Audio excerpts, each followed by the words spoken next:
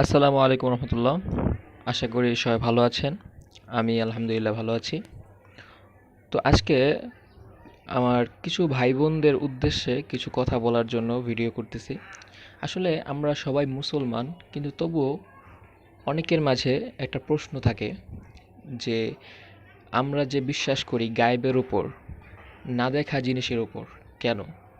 এবং এই বিশ্বাসের মূল্যটা আল্লাহ পাক কীভাবে দিবেন, এবং এটা আমরা কিভাবে বুঝবো যে আমরা যেটা বিশ্বাস করতেছি সেটা আসলেও সত্য আল্লাহ পাক দিতেছেন। তো আমি হয়তো তাদের যুক্তি সবগুলো খণ্ডন করতে পারবো না, তবুও আমি কিছুটা সাদৃশ্য দেওয়ার চেষ্টা করব যে দুনিয়ার মাঝে আল্লাহ পাক আগেই দেখিয়েছেন যে অদৃশ্যটা মিথ্যা নয়। অদৃশ্যটা কেন সেটার সম্পর্কেও আল্লাহ পাক দুনিয়ার মাঝে ইতিপূর্বেই অনেক ঘটনা ঘটিয়ে দেখিয়েছেন, অনেক নিদর্শন দিয়েছেন তার নবী রাসূলদের মাধ্যমে। তো আমি তার মধ্যে থেকে একটি আজকে উল্লেখ করব, তা হচ্ছে আজকে থেকে অনেক বছর আগে যখন বাদশাহ হারুনুর রশিদ ছিলেন খেলাফতের আসনে, তিনি একবার তার স্ত্রী জয়নবকে নিয়ে বাগানে গেলেন হাঁটার জন্য।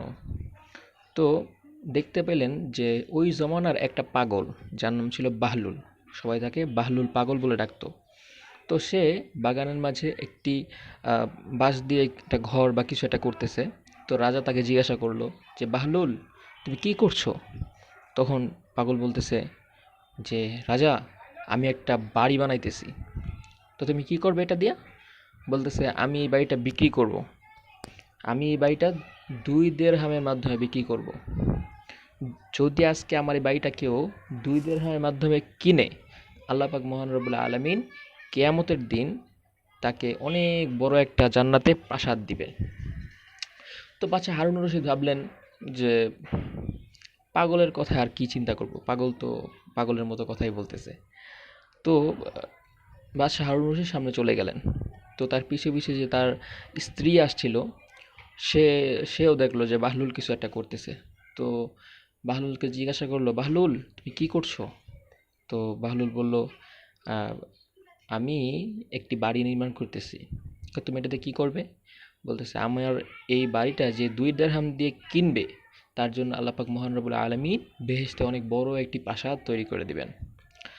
তো তার স্ত্রী চিন্তা করলো, থাক, 2 দিরহামই তো। তা উনি দিয়ে দিলেন। আসলে বাড়ি কেনা তো উদ্দেশ্য না, উনি ওনাকে দান করলেন 2 দিরহাম। 2 দিরহাম দিয়ে বাড়িটা কিনে নিলেন।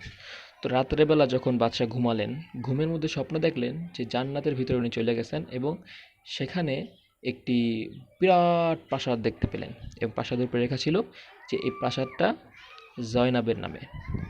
তো উনি ভাবলেন যে আমার স্ত্রীর প্রাসাদ, আমি একটু ঘুরে দেখে আসি। তো উনি ঢুকতে নিলেন, তো ফেরেশতারা তাকে আটকালে। তো জিজ্ঞাসা করলো, আপনি কে? বলতেছে এই প্রাসাদ যার, আমি তার স্বামী। তো ফেরেশতারা বলতেছেন, জান্নাতে আপনার এই নিয়ম চলবে না। জান্নাতে প্রত্যেক ব্যক্তি তার সওয়াব অনুযায়ী, তার প্রাপ্য অধিকার অনুযায়ী সে পুরস্কৃত হবে। জান্নাতে সে তার নেক আমল অনুযায়ী পুরস্কার পাবে। সুতরাং এই বাড়িটি যার, সেই একমাত্র এই বাড়িতে প্রবেশ করতে পারবে, এই বাড়ির নাজ নেয়ামত উপভোগ করতে পারবে, অন্য কেউ নয়। তো বাদশাহ অনেকবার চেষ্টা করলো ফেরেশতাদের বোঝানোর জন্য, কিন্তু তাকে ঢুকতে দেওয়া হলো না। ইতিমধ্যেই বাদশার ঘুমটা ভেঙে গেল। সে দৌড়িয়ে বাহলুলের কাছে গেল। গিয়ে দেখলো বাহলুল আবার বাড়ি করতেছে। গিয়ে বললো, হে বাহলুল, কি করতেছো? আমি তো বাদশা বাড়ি বানাইতেছি। কয় তুমি এই বাড়িটা আজকে কত টাকা বিক্রি করবে? তখন বাহলুল বলল, পুরা পৃথিবীতে যত সম্পত্তি রয়েছে, যত সম্পদ রয়েছে, সমস্ত সম্পদ যদি আমাকে দেওয়া হয় তাহলে এই বাড়িটি বিক্রি করব। তখন বাদশা তো অবাক, কি বলো? তুমি কালকে বিক্রি করলে 2 দিরহাম, আজকে তুমি এত দাম বাড়িয়ে ফেললে, পুরো জাহানের মতো যত সম্পদ আছে সব তুমি চাইতেছো। তো বাহলুল বলল, হে বাদশা, গতকালকে আপনার কাছে এই খবরটা ছিল গায়েবের খবর, আপনি দেখেননি, এই জন্য এটার দাম কম ছিল। কিন্তু আজকে আপনি দেখে আসছেন, এই জন্য এটার দাম আজকে এত বেশি। প্রিয় হাজিরিন, আমরা জান্নাত জাহান্নাম, আল্লাহ তাআলার নাজ নেয়ামত দেখি নাই। এই জন্যই আমাদের এই 60 বছরের জিন্দগি, আমাদের এই 50 বছর 30 বছরের জিন্দগি দ্বারাই একটা জান্নাতের নাজ নেয়ামত ভোগ করা সম্ভব। যদি আমরা দেখতে পাইতাম তাহলে এই এতটুকু জীবনের কতটুকু আমল দ্বারা কি আর সম্ভব ছিল আল্লাহ তাআলার ওই নাজ নেয়ামত, সেই জান্নাতের মাঝে যার পদতলে নহর বইবে, চতুর্দিকে এত নাজ নেয়ামত, ফল ফলাদি, স্ত্রী, তো এত কিছু তো সম্ভব ছিল না। শুধুমাত্র আমরা গায়েবের বিশ্বাস করতেছি এবং গায়েবের উপর বিশ্বাস করতেছি বলে এত বড় নাজ নিয়ামত আমাদের জন্য রয়েছে।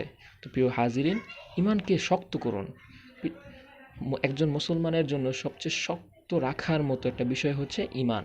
যখন ইমানটা আপনার শক্ত হয়ে যাবে, আল্লাহর উপর তাকওয়া বেড়ে যাবে, আর পৃথিবীতে কোনো কিছু আপনার সন্দেহ হবে না, সমস্ত কিছুর মধ্যে আপনি আল্লাহকে খুঁজে পাবেন।